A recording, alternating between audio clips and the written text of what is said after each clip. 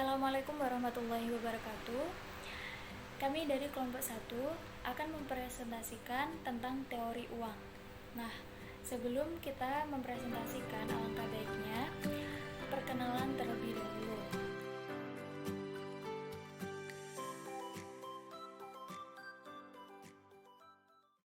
Pengertian uang. Dalam ilmu ekonomi, uang adalah setiap alat tukar yang dapat diterima secara umum. Alat tukar tersebut dapat berupa benda apapun yang dapat diterima oleh setiap orang di masyarakat dalam proses pertukaran barang atau jasa. Menurut para ahli, yang pertama, Rizky Kajudiseno, uang adalah suatu media yang bisa diterima untuk dapat digunakan oleh para pelaku pasar uang guna mempermudah ketika bertransaksi. Yang kedua, menurut Irma Rahmawati, uang adalah suatu benda yang dapat disetujui oleh semua lapisan masyarakat sebagai sebuah alat yang dapat digunakan untuk tukar-menukar dalam perdagangan. Yang ketiga, menurut Albert Gallagher, uang adalah kekayaan yang dimiliki untuk bisa digunakan sebagai pelunas utang dalam jumlah tertentu dan juga pada waktu tertentu. Yang keempat, menurut Rolling Gomez, uang adalah suatu benda yang dapat dengan mudah dan umum untuk diterima oleh masyarakat luas sebagai pembayaran dalam pembelian barang atau jasa dan barang berharga lainnya untuk pembayaran utang. Yang kelima, menurut Esaias, uang adalah segala sesuatu yang bersifat umum dan juga diterima sebagai pembayaran. Selanjutnya yaitu sejarah uang. Uang sendiri sudah mengalami perkembangan yang cukup lama sekali. Dan pada zaman dulu belum ada yang namanya uang, sehingga mereka hanya memproduksi apa yang mereka butuhkan. Tetapi itu memiliki kendala-kendala tersendiri, semisal ketika mereka menginginkan suatu barang tetapi mereka tidak bisa memproduksinya, maka mereka akan kesulitan untuk mendapatkan sesuai barang yang mereka butuhkan, sehingga terjadilah yang pertama yaitu barter.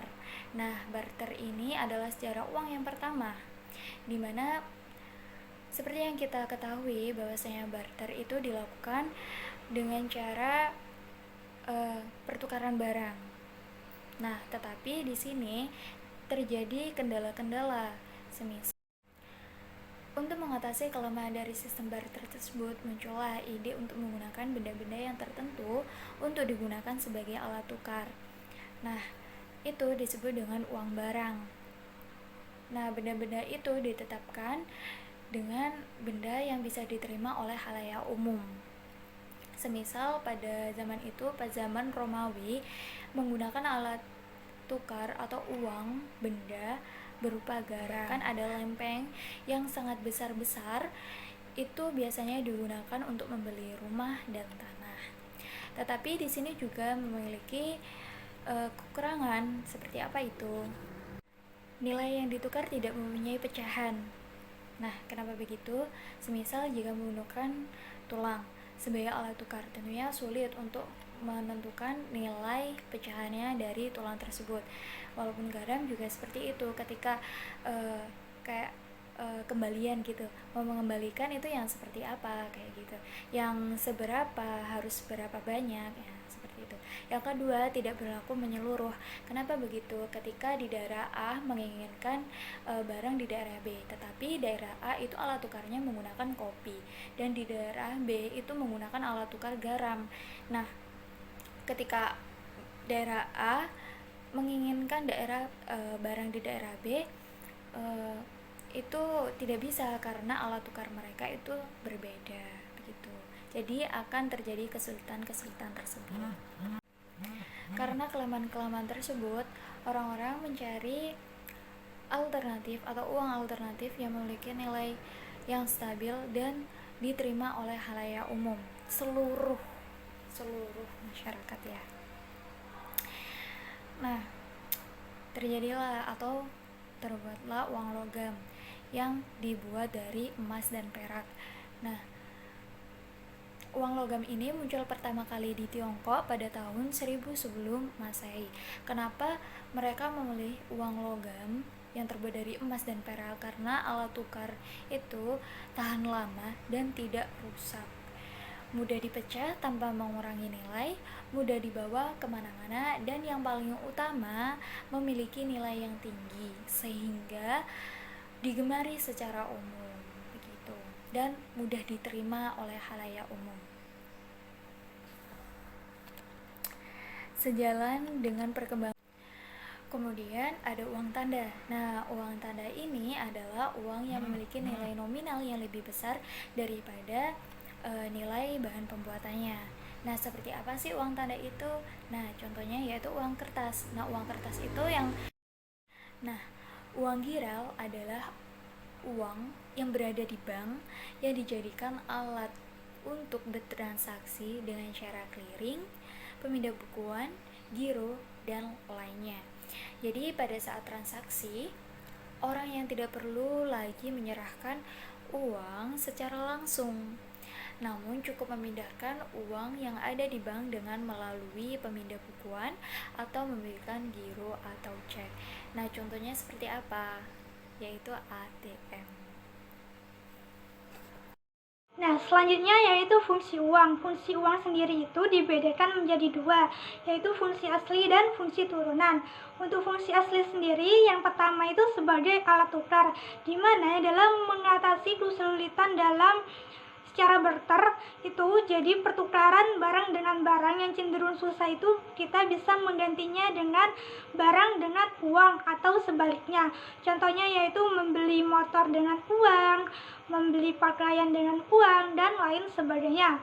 Kemudian yang kedua yaitu sebagai satuan hitung, yaitu uang berfungsi sebagai menentukan nilai atau harga dari sebuah barang atau jasa yang diperjualbelikan.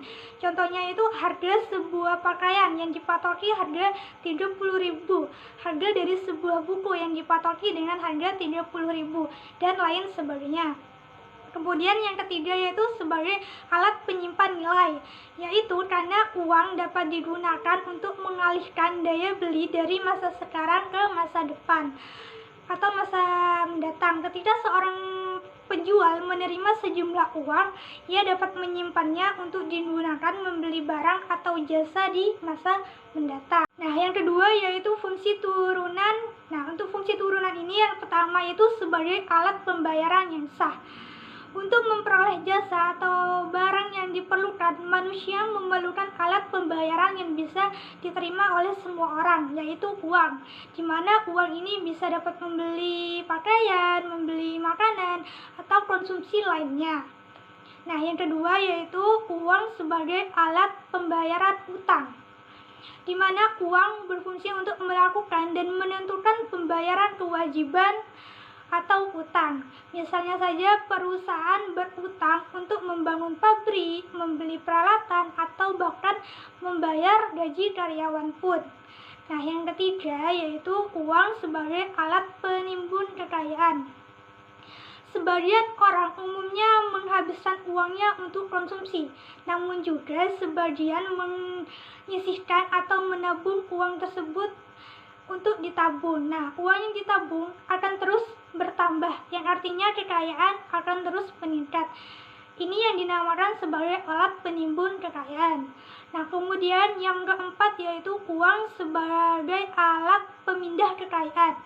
Ketika seseorang berpindah dari satu tempat ke tempat lain, dapat memindahkan kekayaannya yang berupa tanah dan bangunan ke dalam bentuk uang dengan cara menjualnya.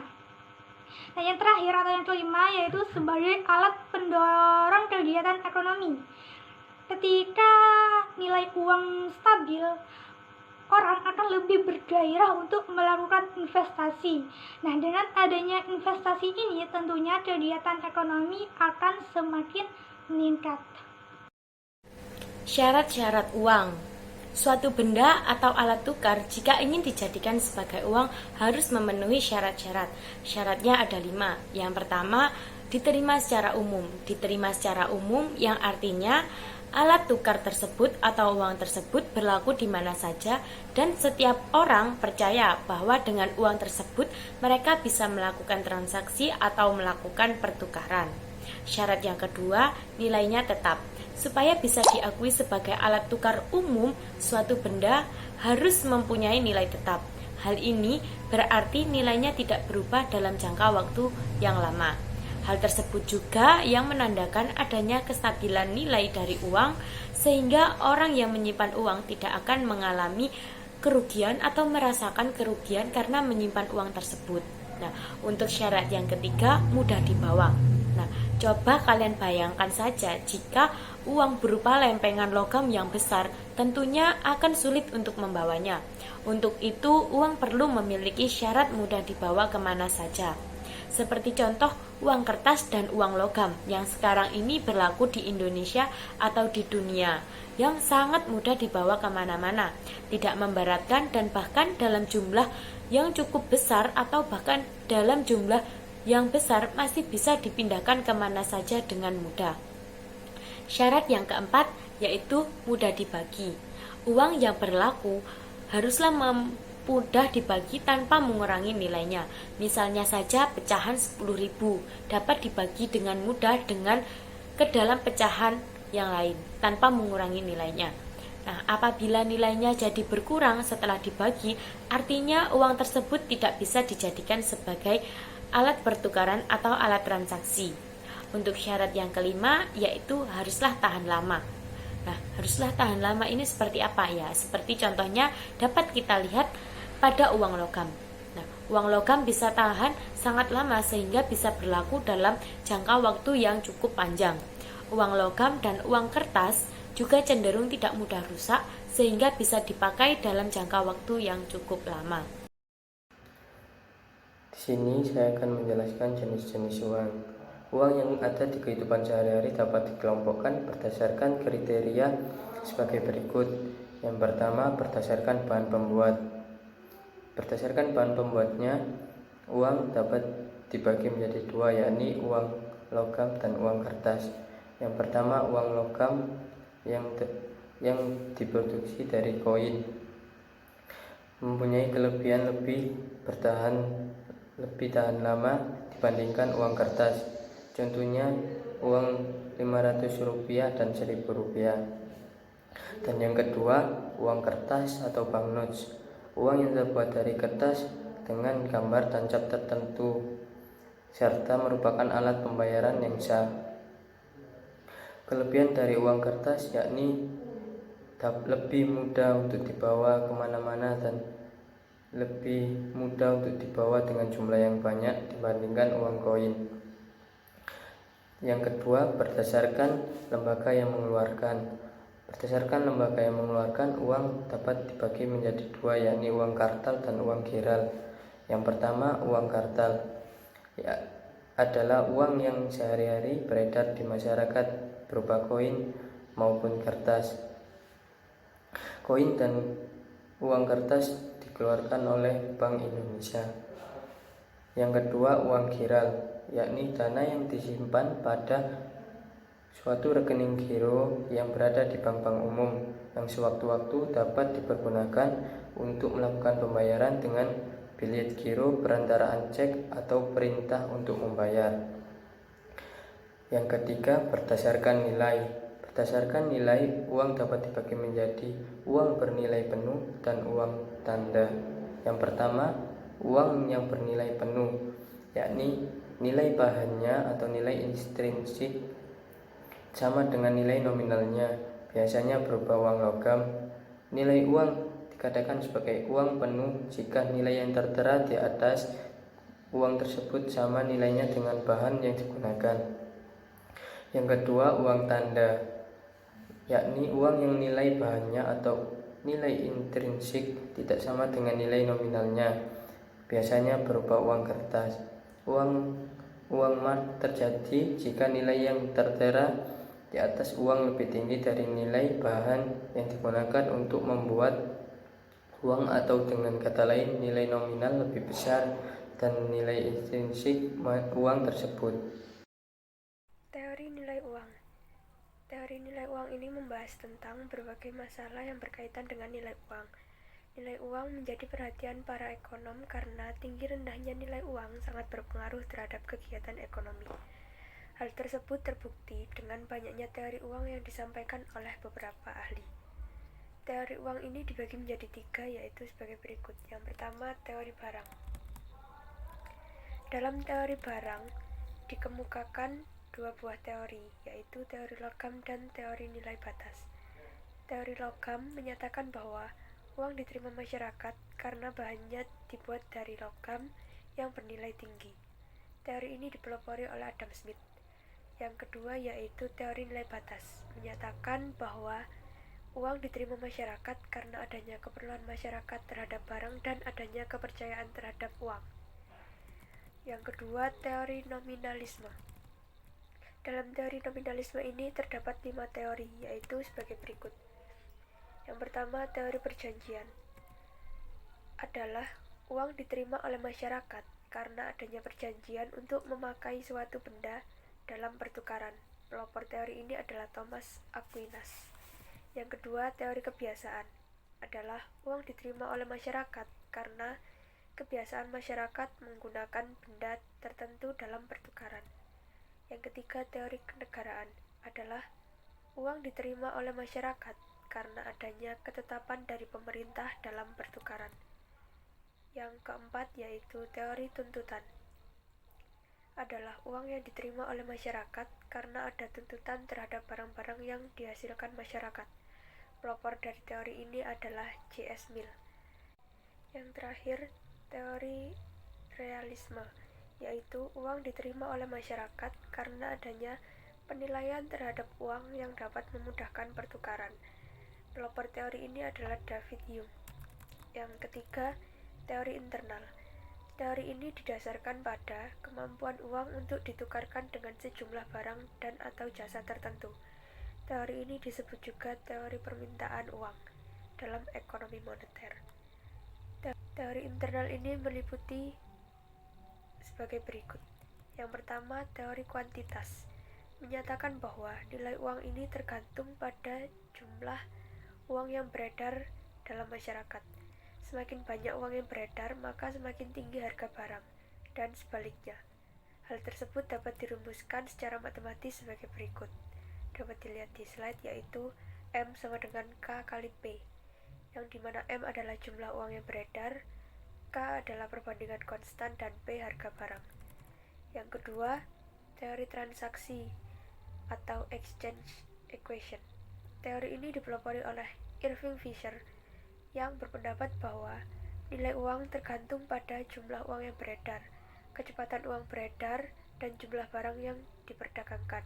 Secara matematis dapat dirumuskan sebagai berikut, yaitu M kali V sama dengan P kali T, di mana M adalah jumlah uang yang beredar, V adalah kecepatan peredaran uang, dan P adalah harga uang, sedangkan T adalah jumlah suatu barang yang diperdagangkan. Yang terakhir adalah teori persediaan kas. Teori ini dikemukakan oleh Alfred Marshall yang menyatakan bahwa nilai uang tergantung pada jumlah uang yang disimpan untuk persediaan kas dari sebagian pendapatan masyarakat. Persediaan kas ini tergantung pada tingkat suku bunga di pasar dan jumlah pendapatan. Secara matematis dapat dirumuskan sebagai berikut, yaitu M sama dengan K kali P kali Y, di mana M adalah jumlah uang yang beredar, K jumlah uang untuk persediaan kas, P harga barang, dan Y pendapatan. Peranan uang dalam perekonomian. Peranan dan keterkaitan uang merupakan suatu hal yang alamiah dengan perekonomian, di mana setiap kegiatan perekonomian modern, baik itu produksi, investasi, serta konsumsi, selalu melibatkan uang. Di dalam perkembangan perekonomian, ada 2 sektor yang tidak dapat dipisahkan, yaitu yang pertama sektor real, di mana barang dan jasa, dan sektor moneter atau uang. Kedua sektor ini merupakan sektor yang tidak dapat dipisahkan. Nah, contohnya seperti pada suatu pasar terdapat penjual memiliki barang namun tidak memiliki uang, dan di lain sisi seorang pembeli memiliki uang namun tidak memiliki barang. Ketika mereka melakukan transaksi, maka harga barang dan jasa harus sesuai dengan jumlah nilai uang yang ditukarkan. Dalam pasar uang, jumlah permintaan dan penawaran harus seimbang, di mana tidak ada kelebihan maupun kekurangan uang. Jika terjadi kelebihan uang, maka jumlah suku bunga akan menurun, dan begitu juga sebaliknya, jika ada kekurangan uang, maka jumlah suku bunga akan meningkat, sehingga dibutuhkan kestabilan uang. Seiring berkembangnya zaman, uang pun ikut mengalami perkembangan. Dan saat ini kita pasti mengenal yang namanya e-money atau uang elektronik. Dan bahkan banyak orang yang menggunakan e-money untuk melakukan pembayaran dan lain sebagainya. Di sini ada studi kasus yaitu tentang uang elektronik yang bernama Flash dari BCA.